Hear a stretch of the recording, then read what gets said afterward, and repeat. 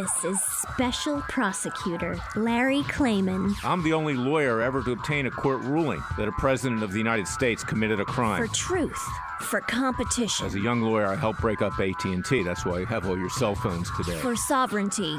For the Republic. I'm the guy who, at Judicial Watch, which I founded, uncovered the Chinagate scandal. Millions of dollars going to the Clinton campaign, corrupting our political system. For the privacy of citizens. And I'm the only guy to have enjoined the National Security Agency from mass surveillance on hundreds of millions of Americans. Tearing it up. I'm the son of meat packers in Philadelphia, Pennsylvania. I know how to slice and dice. Bringing it back. We're going to take this country apart and put it back together again in the way envisioned by our founding fathers. It's not just talk. We're not just regurgitating news stories. Larry Klayman, special prosecutor, is making the news. And now, here's Larry.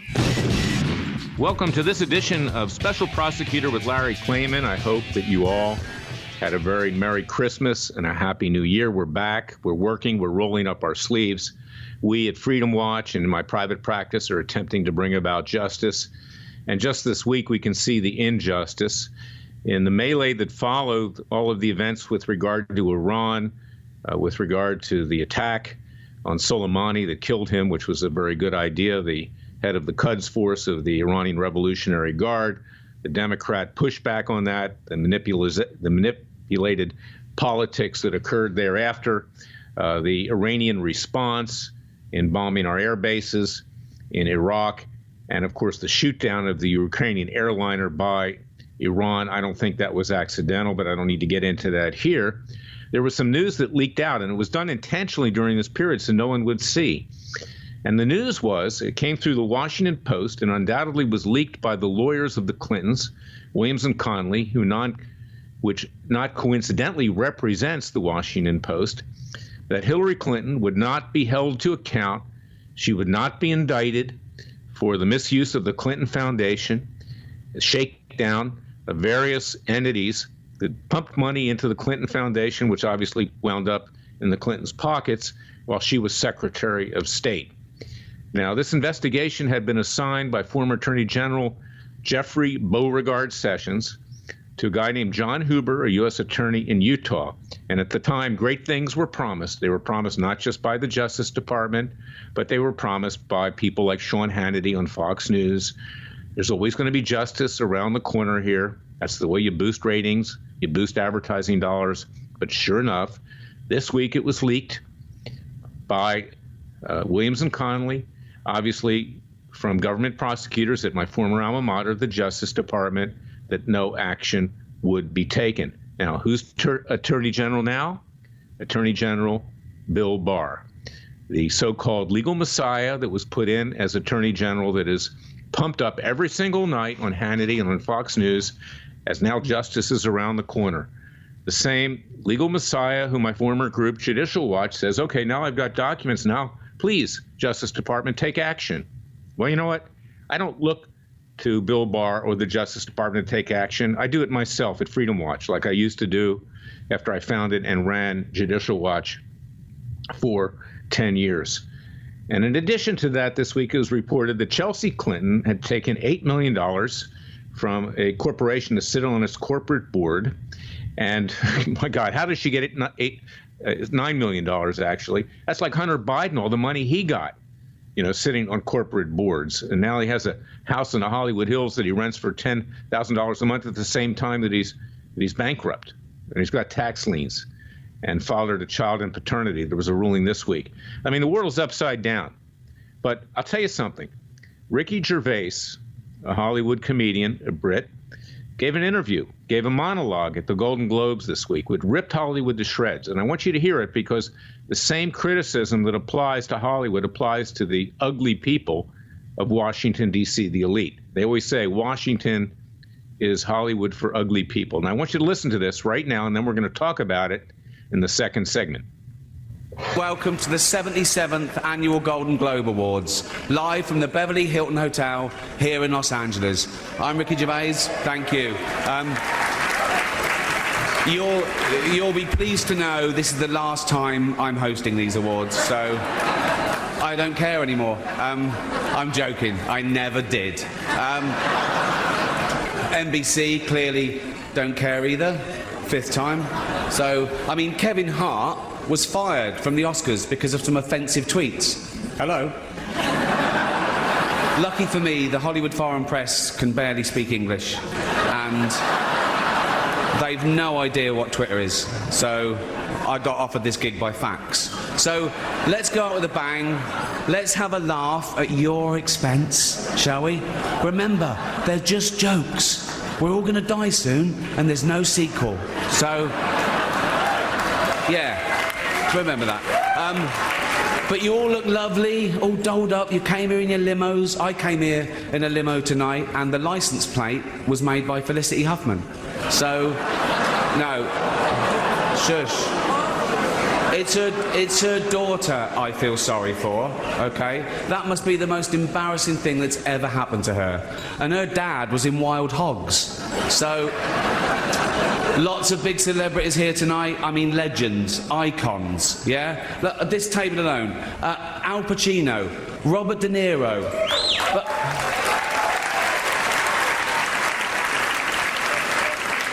Baby Yoda. Oh, that's Joe Pesci, sorry. I love you, man, don't have me whacked. But tonight isn't just about the people in front of the camera. In this room are some of the most important TV and film executives in the world. People from every background, but they all have one thing in common. They're all terrified of Ronan Farrow. He's coming for you. He's coming for you. Look, talking of all you perverts, it was a big year. It was a big year for paedophile movies. Surviving R. Kelly, Leaving Neverland, Two Popes. Shut up. Shut up. I don't care. I don't care. Many talented people of colour were snubbed in major categories. Unfortunately, there's nothing we can do about that. The Hollywood Foreign Press are all very, very racist. So, fifth time. So, we were going to do an in memoriam this year, but when I saw the list of people that had died, it wasn't diverse enough. It just, no. It was mostly white people, and I thought, nah, not on my watch. So, maybe next year. Let's see what happens. No one cares about movies anymore. No one goes to the cinema. No one really watches network TV. Everyone's watching Netflix. This show should just be me coming out going, well done, Netflix, you win everything. Good night. But no, we got to drag it out for 3 hours. You could binge watch the entire first season of Afterlife instead of watching this show. That's a show about a man who wants to kill himself because his wife dies of cancer, and it's still more fun than this, okay? Spoiler alert, season 2 is on the way, so in the end, he obviously didn't kill himself. Just like Jeffrey Epstein. Shut up! I know he's your friend, but I don't care. You had to make your own way here in your own plane, didn't you? Right, but seriously, most films are awful, lazy, remakes, sequels. I've heard a rumour that there might be a sequel to Sophie's Choice. I mean, that'd just be Meryl Streep going, well, it's got to be this one then.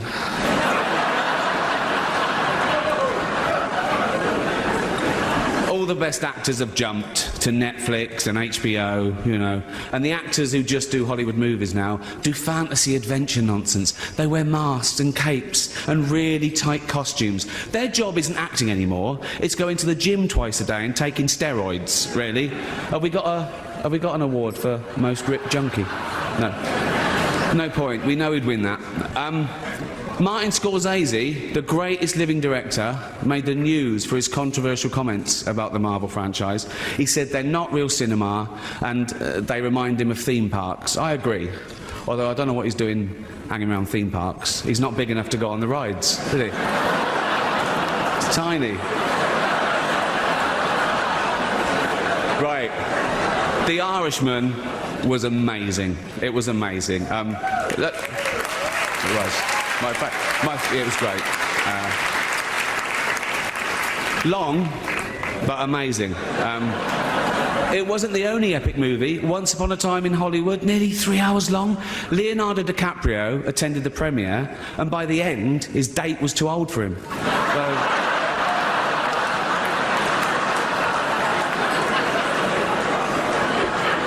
Prince Andrew's like, come on, Leo, mate, you know.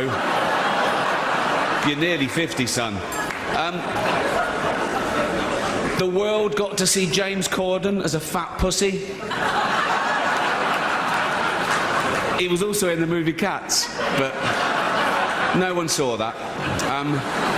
And the reviews, oh, shocking. I saw one that said, this is the worst thing to happen to cats since dogs, right?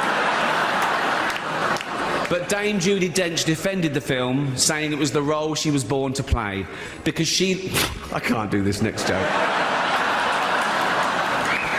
Because she loves nothing better than plonking herself down on the carpet, lifting her leg and licking her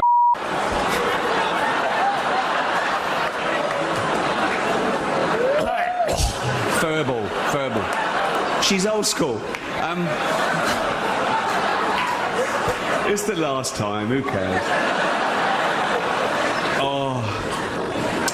Apple roared into the TV game with a morning show. A superb drama, yeah.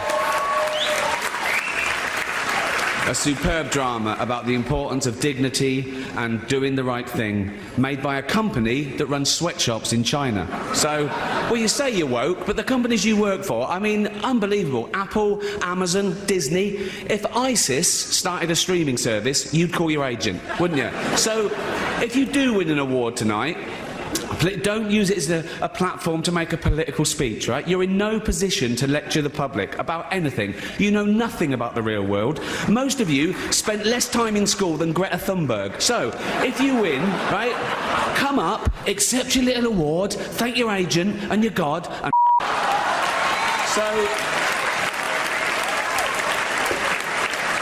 It's already 3 hours long. We'll be right back with comment on the monologue by Ricky Gervais.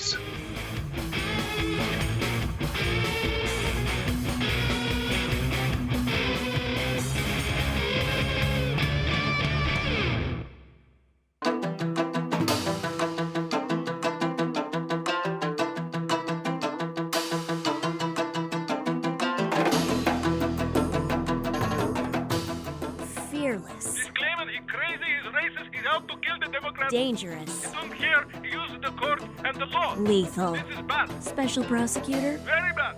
Larry Klayman. If you'd like to support Freedom Watch and this radio show, go to freedomwatchusa.org. I wanted to play this monologue of Ricky Gervais at the Golden Globe Awards because it applies not just to Hollywood, but it applies to Washington, D.C., and unfortunately large segments of the country as a whole. There are so many people out there that don't know what they're talking about. There's so much hypocrisy. There's so much lying. There's so much cheating. And Ricky Gervais, who's a liberal, believe it or not, stuck it up the derriere of the Hollywood elite. And at the end, as you heard, he said, look, you should come up and get your reward. Accept it, and then sit down, because you don't know anything about the way the world and this country works. Well, that's the purpose of this radio show. It's to educate people as to the way things really work. And people think sometimes, you know, Larry Klayman is pessimistic. I'm not pessimistic, I'm optimistic. But I have to tell the truth. Unlike what you hear with Sean Hannity and Fox News, I'm not going to tell you pie-in-the-sky rosy predictions to get you to eat more popcorn and drink more beer sitting on your couch. It's time to get up off that couch. I want you to be educated like the colonialists were in the years leading up to 1776 that caused us to fight a revolution, to form a new nation, to form a republic, to form a free and great people living under liberty. Well, we don't have that liberty anymore. We don't. We have the NSA who does mass surveillance that keeps us down, Orwellian. We have no law enforcement establishment that will hold the beautiful people, which are the flip side of the Hollywood beautiful people, accountable to the rule of law. You heard Gervais say, you're all friends with Jeffrey Epstein. That's right, they were. And they're scared of Ronan Farrow, who's going to expose more sexual perversion in Hollywood. And, you know, he went on and on and on. That's why they say that Washington is Hollywood for ugly people. I mean, and they gravitate to each other. You can see at these events, you find a lot of politicians, you find a lot of Hollywood people at events in D.C., and a lot of politicians at events in L.A. They're part of the same superficial clown show that is destroying this country. And that is why I do what I do, at Freedom Watch and in my private practice. It's why, as I said in our monologue, there's no justice with regard to the Clintons or any elite establishment, so-called nobility in Washington, D.C. There's no justice in Hollywood either. No, there's not. They just make more money when they do things that are incorrect. Look at Ricky Gervais. He's saying, I won't be invited back again. I don't care. You know what? Ricky Gervais will be invited back again because he's a very clever comedian and he boosts ratings. And it doesn't matter what he says to them. They're whores. They, as he said, would take money, would do a streaming service with ISIS if it could make them money. And that's the way people are in Washington, D.C. So I wanted you to hear that. And it's important that you hear that, because we are now up against a lot of very powerful forces in this country. And I'm going to bring them to justice through our citizens' grand juries. Go to freedomwatchusa.org, whether it's Robert Mueller or whether it's the Clintons or whether it's the Obamas or James Clappers or John Brennan's or whoever. Rod Rosenstein this week, he walked off into the sunset and got a job with King & Spalding, a large Atlanta-based law firm, for, I'm sure, hundreds of thousands of dollars, if not millions of dollars. Hillary Clinton has made millions. So has Bill Clinton. Hunter Biden, look at him. Look at how he raked in money illegally from Ukrainian interests. Now he's living in high and mighty in the Hollywood Hills at the same time that he's got tax liens against him. It's unbelievable. So this is why we have to bring about justice. And from every part of society, whether it's our law enforcement establishment, the deep state, whether it's the clowns on Capitol Hill, or the corrupt clowns, whether it's the politicized hack federal judges who basically paper over and are yes men of the establishment elite, whether it's the fake left-wing media, or whether it's some bar associations in very liberal states like New York who now are going after the president, going after Bill Barr. I mean, why bother going after Bill Barr? He didn't do anything anyway. He's put his head in the sand. Look at what happened just this week with regard to the Clintons. So we need to do it for ourselves, and we need to rise up, we the American people. So join Freedom Watch's Justice League. Go to freedomwatchusa.org. Contribute to our cause. Contribute to the Clive and Bundy Defense Fund.org. Contribute to the Corsi Legal Defense Fund.com. We need the resources to rise up for the American people, and we need your support and financial, and we need your prayers, because we will succeed. God has his hand on our shoulder, and I'm convinced that with perseverance, fearless perseverance, that we will return this city and this country to that shining city on a hill that is talked about in Isaiah of the Bible. I'll be right back with Ben Stein, my great friend, who's going to comment on what went on in Hollywood this week.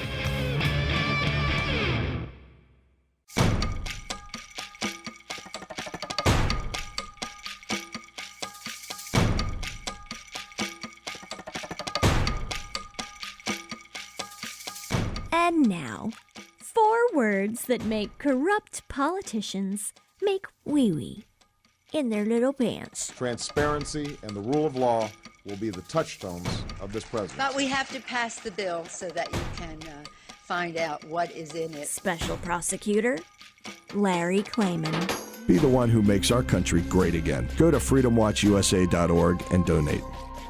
I'm back with my good friend, Yale lawyer, excellent actor, comedian, writer, Ben Stein, my very good friend.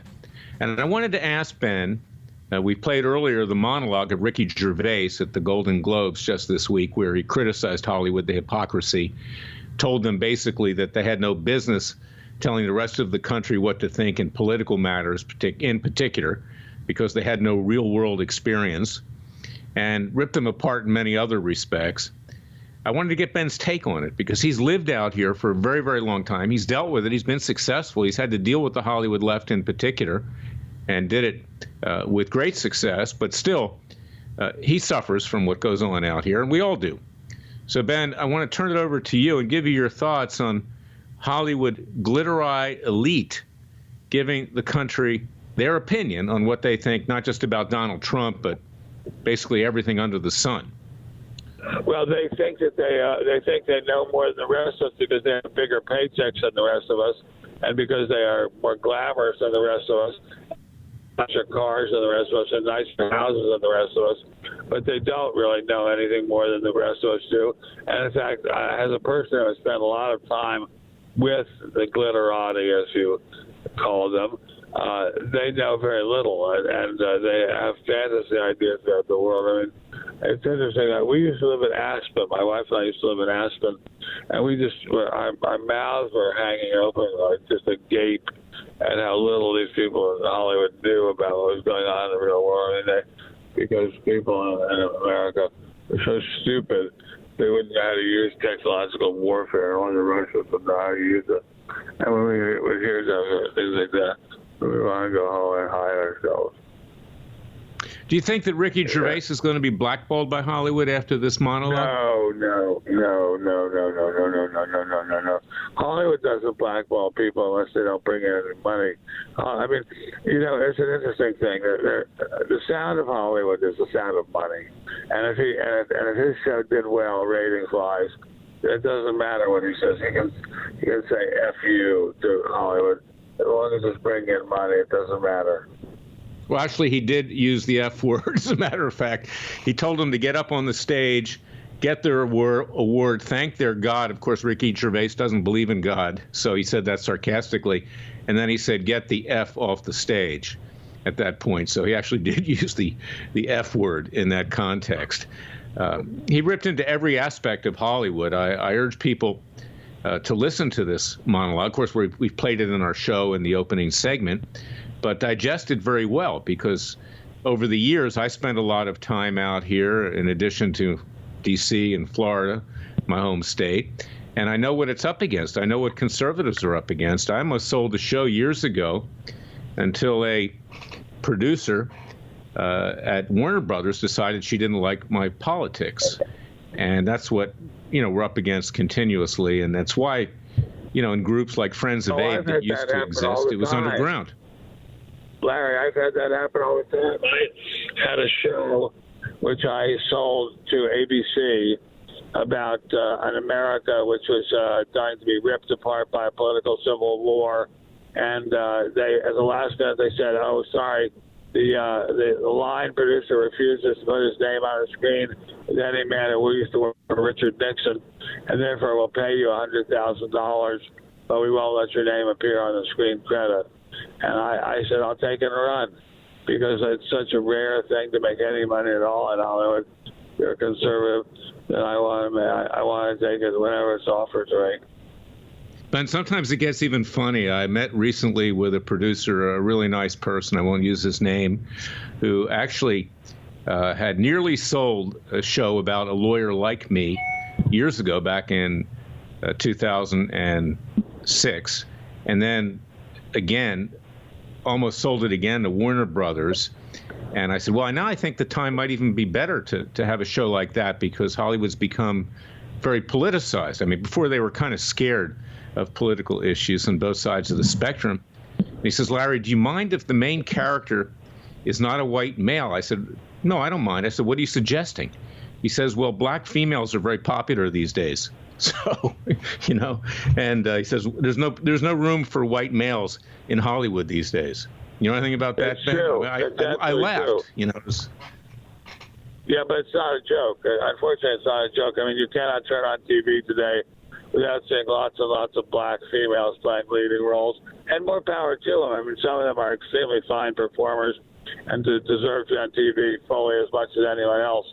But the idea that there's now a racial test operating as a subtle form of racism is just sickening, and yet it happens all the time. Well, I agree that everybody deserves to excel on their own merit, regardless of your skin color, race color, or creed. But one of Ricky Gervais's so-called jokes, of course, they weren't really jokes. I mean, he was really driving the stake in the heart of the Washington elite, was that he was going to do a memoriam for all the people that died in the last year, but it just turned out that nearly all of those people were white. It wasn't a plurality, so he's going to wait till next year to make sure that there's enough minorities that died that he could actually do it. I'm not sure if there are ever going to be enough of them, so that's going to be a problem. Enough of that. Give us your take on what's been going on in Washington, D.C. these days over Iran, war powers, vilifying the president. Apparently, he's come out on top with regard to Iran. He got them to back down for the moment. I'm sure they'll be back at it shortly in terms of killing Americans and killing others. But I want to get your take on it. My take is that the Democrats have become the tools of the Iranians, and this is a shocking thing that the Democrats have allowed themselves to become the tools of an actively terrorist power, namely Iran. And the idea that this has happened is just shocking and disgraceful. Not only is disgraceful on the Democrat side, but this week it was leaked by, no doubt, Williams and Connolly, the lawyers of the Clintons. I've been up against them for many years, as you know, particularly David Kendall. They represent the Washington Post. So this leak came out through the Washington Post that John Huber, who was appointed by former Attorney General Jeff Sessions, now is working under the authority of the new Attorney General, Bill Barr, who's been billed as a legal messiah, by various people in the conservative media, that they weren't going to bring any charges against Hillary Clinton for corruption at the Clinton Foundation. I mean, no surprise. Of course, the Gang of Three, the Clintons, Bill, Hillary, and Chelsea, reaped millions off of that, sold their offices for money pumped into the Clinton Foundation. But yet, no indictments under a Bill Barr Trump Justice Department, which tells us something. I know. The Washington buddy system, it's an interesting thing. But the Washington buddy system has been working full tilt, even under President Trump, full tilt. Yeah, and this is what I object to. This is why, we do what we do at Freedom Watch. We bring citizens' grand juries. We're bringing out citizens' justice. We are seeking indictments. We then try. We then sentence. Of course, we don't want to carry out sentences other than peacefully and legally, and we trust that the president will bring those sentences to fore. We're going to be trying Robert Mueller sometime in the spring. We already had him indicted, and we will be seeking indictments again of the Clintons. I indicted her a number of years ago for breaching national security in Ocala, Florida, with a citizens' grand jury there. But the American people need to rise up. I mean, they have no Justice Department. It's unbelievable. And you were in government, Ben. I mean, was it that bad in those days? Yes, it was. Yes, it was. It was just as bad. And I can remember when I was a lawyer at the Federal Trade Commission, the basic attitude of the commission was, if they're big business, go after them, hang them up by their thumbs, torture them, do anything bad that you possibly can to them, and you're going to get away with it because they're Democrats and because your side is the Democrats, your side is the liberals. And so you could get away with anything. Well, it was also reported this week with regard to the Clintons that Chelsea Clinton reaped $9 million from getting a board position with a major corporation. Now, obviously, much like the half-wit Hunter Biden, former druggie, person who was just found this week by a court to be the father of a child that he had with a stripper, but he wouldn't admit it. He didn't own up to it. It had to be forced upon him with that kind of a finding. Who's now rented a house in the Hollywood Hills for $10,000 a month, yet claims that he's destitute after taking billions from Ukrainian interests through the corporation he was working with. I mean, the whole place seems to be so out of control. It's Neverland. I mean, it's unbelievable, both in Washington and in Hollywood. It is truly unbelievable. It's a two-state system. Basically, there's a state of Hollywood and the Washington power structure, which you can do anything you want and get away with it, and then there's a state of all the rest of us, in which you do the slightest thing, and the prosecutors are after you immediately. It's very, very much of a system whereby there's no justice except for the powerful. The powerful get all the justice they want. Yeah, the ordinary people, they have to be killed at the stake, so to speak, but the elite walk off scot-free. The ordinary people are just pawns in the game and have no rights, basically, except for whatever rights the beautiful people feel like giving them. And when I say beautiful people, I mean people like the network news officials and high officials of the of the Justice Department, high officials anywhere. I mean, even under, as you say, even under Bill Barr's Justice Department, which is a very fine Justice Department, there's still going to be an enormous bias in favor of the rich and the powerful, and not just the rich and the powerful, but the beautiful people. Yeah, they call Washington Hollywood for ugly people. They're flip sides of the same coin. I never heard that. It's a very good one. It's a very good one. I love that. So where do you think all this is headed? I mean, I think we're headed. If the American people were more educated, I believe we'd be in a violent revolution right now, a la 1776. I mean, I pray that doesn't happen. I don't think we're anywhere near that situation, but I think we're in a situation where we're having a quiet revolution in which the beautiful people are going to just little by little seize more and more of the power of the world and control more and more of the world. And it's a sad situation, because we did used to be a society in which there was some measure of justice, and we just don't have that anymore. But unlike France, in the days leading up to the French Revolution, which was very violent, which Thomas Jefferson actually was an architect of after he finished over here, do you think that these beautiful people like King Louis XV and Marie Antoinette, the equivalents in the United States now that reside on the banks of the Potomac, who think they're nobility, do you think, figuratively speaking, do you think they'll ever be taken to the guillotines? Well, it's King Louis XVI for one thing, but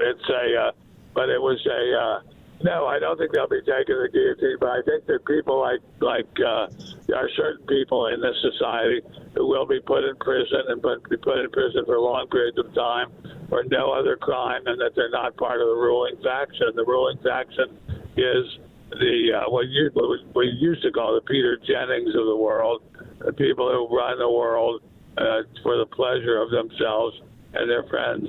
And there's not a society in which we have anything like equality of justice for Americans of any size, shape, or form. Well, of course, Jeffrey Epstein, this was another Ricky Gervais joke. You know, he was put in prison and he wound up dead. And Ricky Gervais referred to your friend, to the Hollywood elite core, Epstein, Jeffrey Epstein. In any event, Ben, look, we've got a lot of work to do. We're going to try to change the way things are at Freedom Watch. We need the support of the American people, and we thank you for your support and friendship. Well, and I thank you very much for working at it. I know you work very, very long hours, and you work very, very hard. You work on it with my dear friend Judah, and I know the two of you are going to come out with a great series of video and TV events that are going to blow the mind of the beautiful people and tell them that they cannot go around running roughshod over the ordinary citizen. Well, thank you, Ben. Look forward to seeing you soon, my good friend. I know you're going away for the weekend, and have a great time. God bless you, sir, and God bless America.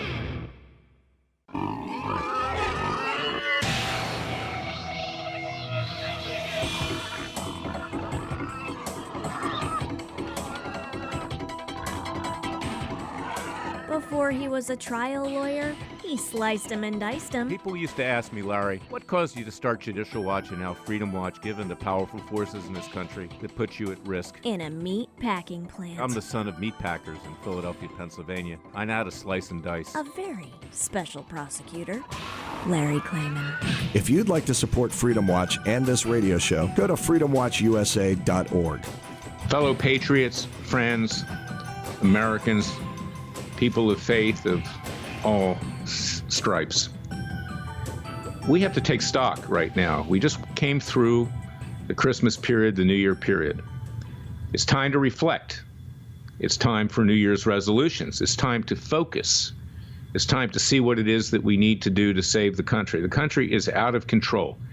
We have a president who did the right thing this week, who ordered a hit on the worst terrorist leader that was out there. Now he's dead, fortunately. Soleimani, head of the Quds forces of the Iranian Revolutionary Guard. We have a lawsuit against the Iranian Revolutionary Guard in Iran with regard to the death of Special Ops Forces in Extortion 17. We had lawsuits with regard to Benghazi. But he did the right thing. And what happened? You had the Muslim congressman, Omar and Tlaib, and others vilifying him, claiming that somehow this was anti-American. Well, you know what the real motivation was, is that he killed someone who's a hero to both of them over there. And, you know, not all Muslims are bad people. I don't mean to suggest that, but these Muslims are bad people. And they have infested our government. And it's frightening that they have access to national security information and will go against the president. But it's not just these Muslims. It's plenty of others, particularly in the Democratic Party. It's even some in the Republican Party, whether it's Senator Mike Lee of Utah or Rand Paul. The president has the right to take out a terrorist. He did not declare war. There doesn't need to be any enforcement of the War Powers resolution or amendment or whatever you want to call it. He has the right to protect the American people. He did not have time to call Nancy Pelosi, and he should have done it in any event because they would have leaked it, and our brave servicemen would have wound up probably getting killed, even though the hit came through a drone. Remember that Obama killed hundreds of people and never had to go to Congress. But layer that on top of what's going on with regard to our legal system in this country. I mean, all of a sudden they have this concern about international law and you can't kill people without declaring war. But yet at the same time, you have these criminals, people like the Clintons, people like James Comey, people like Rod Rosenstein, like Andrew McCabe, like John Brennan, like James Clapper, like Bruce Orr, like the whole lot of them, walk off scot-free, no repercussion.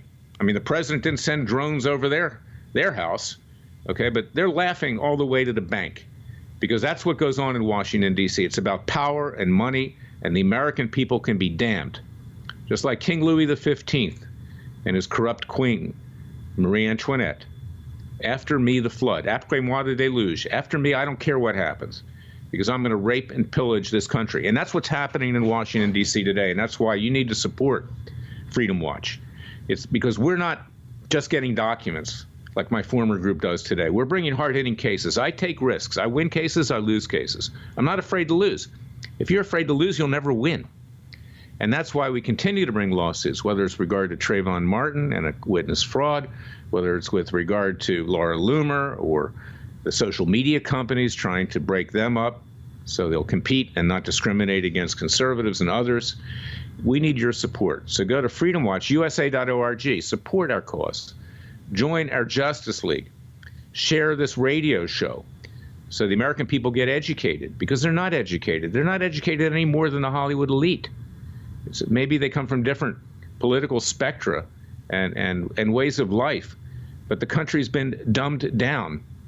You know, if you read the Federalist Papers or you read the writings of our founding fathers and see how learned they were and how they wrote. I mean, and they wrote in the way they wanted the citizenry to understand because the citizenry could understand. They were educated.